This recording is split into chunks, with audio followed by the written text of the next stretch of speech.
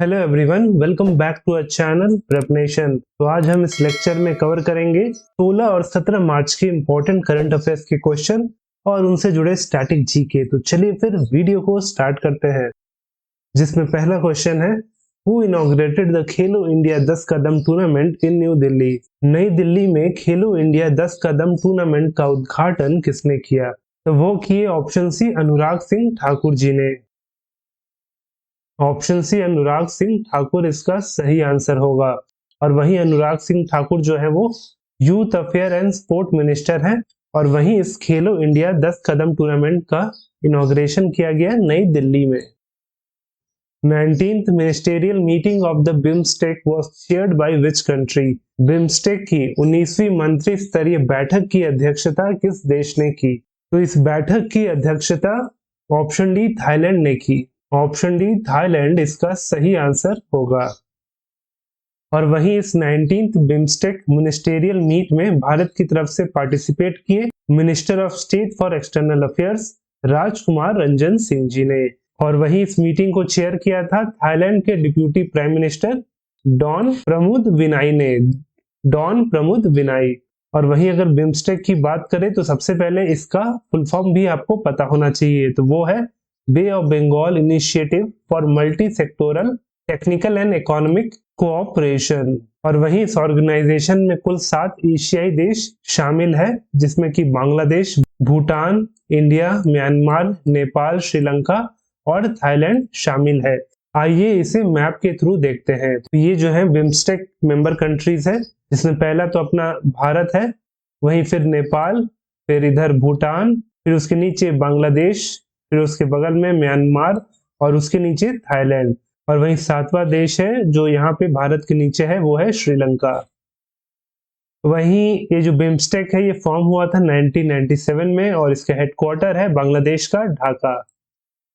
Who chaired the 6th meeting of the National Startup Advisory Council? राष्ट्रीय startup सलाहकार परिषद की 6ठी बैठक की अध्यक्षता किसने की? तो इस बैठक की अध्यक्षता किए ऑप्शन ए पीयूष गोयल जी ने।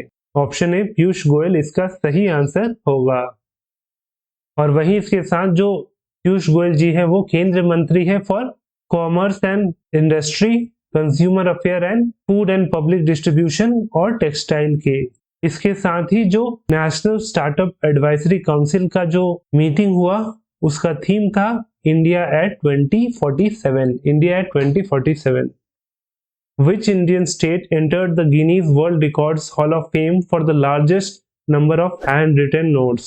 किस भारतीय राज्य ने हस्तलिखित नोटों की सबसे बड़ी संख्या के लिए Guinness world records hall of fame में प्रवेश किया?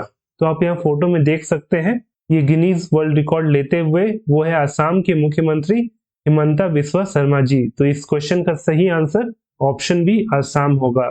Option B Assam. और वहीं लचित बोरफुकन जो कि ग्रेटेस्ट वॉरियर थे ऑफ अहोम डायनेस्टी, और उनके 400 बर्थ एनिवर्सरी के उपलक्ष्य में असम की सरकार ने कंपटीशन रखा था, जिसके तहत लचित बोरफुकन पे ऐसे लिखना था। और उसी के तहत करीब करीब 43 लाख लोगों ने एसेस को ऑनलाइन सबमिट किया है। तो ये अब तक का सबसे बड़ा हैंड रिटन नोट्स किसी व्यक्ति के बारे में लिखा गया है। और वहीं इसके साथ लचित बोरफुकन के बारे में आपको और भी चीजें पता होना चाहिए जो एग्जाम पॉइंट ऑफ व्यू ज्यादा इंपॉर्टेंट है, जैसे कि 1671 में बैटल ऑफ सराय घाट हुआ था बिटवीन मुगल अंपायर और अहोम किंगडम। तो जो अहोम किंगडम से लीड कर रहे थे वो थे लचित बोरफुकन। और ये जो बैटल था ये नेवल बैटल था, जिसे ब्रह्मपुत्र रिवर पे फॉट किया गया था एट सराय घाट, इसीलिए इस बैटल का नाम बैटल ऑफ सराय घाट पड़ा। वहीं अगर आसाम की बात करें तो आसाम की राजधानी दिशपुर है, वहीं कुल जिलों की संख्या 31 है। इसके साथ वहां के सीएम है हिमंता बिस्वा शर्मा जी। इसके साथ ही वहां पे नए गवर्नर बने हैं, उनका नाम है गुलाब चंद कटारिया जी। Who has been elected as new president of Nepal? Nepal के नए राष्ट्रपति के रूप में किसे चुना गया है? तो चुने गए हैं option C Ramchandra Poudel ji. Option C Ramchandra Poudel. और इन्होंने सक्सीड किया है विद्या देवी भंडारी जी को, जो इससे पहले वहां की प्रेसिडेंट थी। और वही जो रामचंद्र पौडेल जी है वो इससे पहले स्पीकर थे ऑफ प्रतिनिधि सभा, जो कि नेपाल पार्लियामेंट का लोअर हाउस कहलाता है? Who has been elected as Speaker of Meghalaya Assembly? Meghalaya विधानसभा के अध्यक्ष के रूप में किसे चुना गया है? तो चुने गए हैं ऑप्शन सी थॉमस ए सांगमा। ऑप्शन सी थॉमस ए सांगमा। इसके साथ ही आपको मेघालय के बारे में और भी चीजें पता होना चाहिए, जैसे कि मेघालय राज्य अस्तित्व में आया था 21 जनवरी 1972 में। वहीं इसकी राजधानी शिलोंग है। तो कुल जिलों की संख्या 12 है। वहीं वहां के सीएम कोनराड संगमा जी, जो कि अभी दूसरी बार वहां के मुख्यमंत्री बने हैं, वो भी लगातार। वहीं वहां के गवर्नर है फागू चौहान। और वहीं इसके साथ मेघालय की लेजिस्लेचर असेंबली की बात करें तो वहां पे कुल सीटों की संख्या है 60। तो राज्यसभा से वहां से रिप्रेजेंट करता है 1 सीट, तो लोकसभा के लिए वहां से है मात्र 2 seat. Who has been appointed as new CEO of Hindustan Unilever Limited? Hindustan Unilever limited के नए सीईओ के रूप में किसे नियुक्त किया गया है? तो नियुक्त हुए हैं option D Rohit Java. Option D Rohit Java. Who has been appointed as new CEO of Axis Mutual Fund? Axis mutual fund के नए सीईओ के रूप में किसे नियुक्त किया गया है? तो नियुक्त हुए हैं option B B Gop Kumar. Option B Gop Kumar. Which country will host exercise Malabar 2023? कौन सा देश मालाबार 2023 अभ्यास की मेजबानी करेगा? तो वो करेगा option D Australia. Option D Australia. वहीं जो मालाबार एक्सरसाइज है ये शुरू हुआ था 1992 में इंडियन नेवी और यूएस नेवी के बीच में। तो ये एक नेवल एक्सरसाइज है। और उसके बाद वर्ष 2015 में जापान भी इस एक्सरसाइज से जुड़ गया था। तब ये एक्सरसाइज बायलैटरल से ट्राइलैटरल बन गया था। उसके बाद वर्ष 2020 में चौथा देश इस एक्सरसाइज से जुड़ा और वो देश था ऑस्ट्रेलिया। और तब जाके ये एक्सरसाइज बन गया क्वाड्रिलैटरल।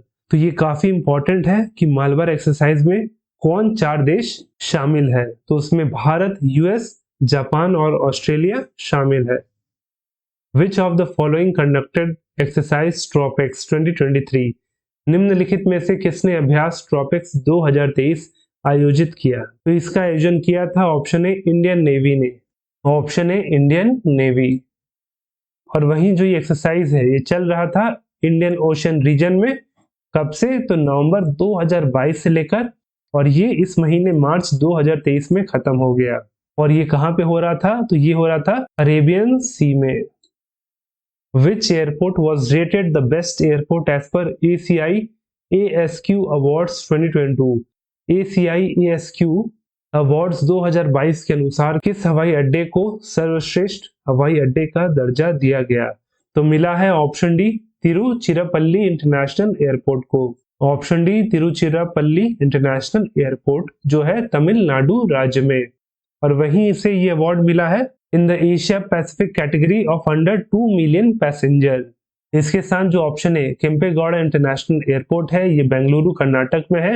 वहीं छत्रपति शिवाजी महाराज इंटरनेशनल एयरपोर्ट महाराष्ट्र के मुंबई में है। तो वहीं जो option C Cochin international airport है ये पड़ता है केरल में।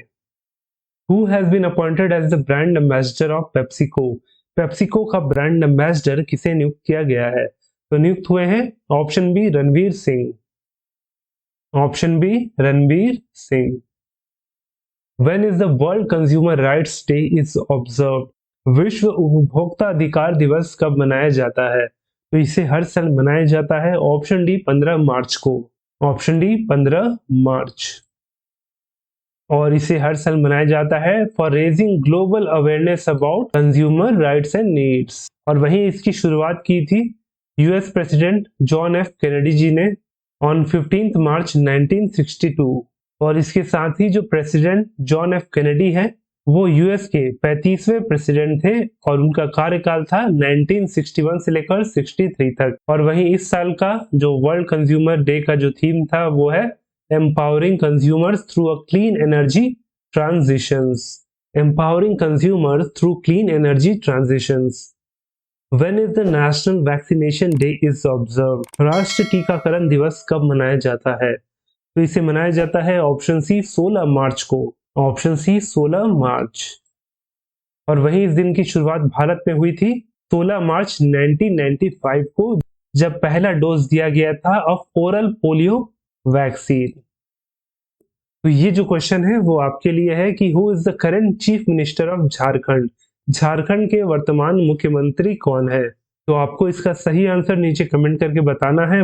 वहीं इसके साथ इस लेक्चर का पीडीएफ आपको हमारे टेलीग्राम चैनल प्रेप नेशन में मिल जाएगा, जिसका लिंक नीचे डिस्क्रिप्शन में दिया गया है। और वहीं अगर वीडियो अच्छा लगा हो तो वीडियो को लाइक और शेयर करें, और वहीं अगर आप चैनल पर नए हो तो चैनल को सब्सक्राइब करना ना भूलें।